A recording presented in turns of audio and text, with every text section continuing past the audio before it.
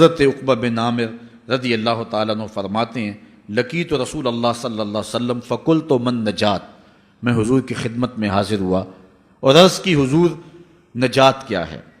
تو آقا کریم علیہ السلام نے ارشاد فرمایا املک علیک لسانک، اپنی زبان کو قابو میں رکھ۔ تین چیزیں حضور نے فرمائی، ایک تو اپنی زبان کو قابو میں رکھ، وَلْيَسَعْكَ بَيْتُكَ، دوسرا گھر کو لازم پکڑ، ضرورت کے علاوہ گھر سے نکلنے سے گریز کر، گھر کو ہی لازم پکڑ لے، وَبْكِ عَلَىٰ خَطِيَّتِكَ، اور تیسری بات حضور نے فرمائی کہ اے عقبہ بن عامر اپنے گناہوں پہ رویا کرو۔ یہ تین چیزیں حضور علیہ السلام نے حضرت عقبہ بن عامر رضی اللہ تعالی عنہ کو بیان فرمائی۔ تو زبان کی آفتیں، زبان کا شر معاشرے کے اندر فساد بپا کر دیتا ہے۔ اصلاح کی کوشش کے لیے سب سے پہلے اپنی زبان کو کنٹرول میں کریں گے۔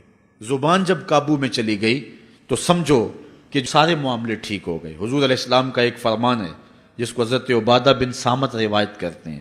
حضور نے ارشاد فرمایا اضمنوا لی ستن اضمن لکم الجنہ، مجھے تم 6 چیزوں کی ضمانت دے دو، میں تمہیں جنت کی ضمانت دے دیتا ہوں۔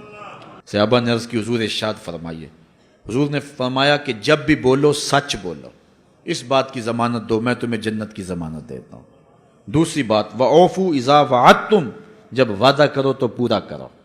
تیسری بات جب تمہارے پاس امانت رکھی جائے تو پھر اس امانت کو ادا کرو۔ چوتھی بات وَاحْفَظُوا فُرُوجَكُمْ، اپنی شرم گاہوں کی حفاظت کرو۔ پانچویں بات وَغُضُّوا أَبْصَارَكُمْ، اپنی نگاہوں کی حفاظت کرو، نظر نہ بھٹکنے پائے۔ اس زمانے کا بہت بڑا اور عام جرم یہ اس معاشرے میں ان حالات میں ایسا جرم ہے کہ جو کہ جرم ہی نہیں سمجھا جاتا ہے۔ حضور نے اس کی ضمانت مانگی اپنی امت سے، وَغُضُّوا أَبْصَارَكُمْ، اپنی نگاہوں کی حفاظت کی ضمانت دو، میں تمہیں جنت کی ضمانت دیتا ہوں۔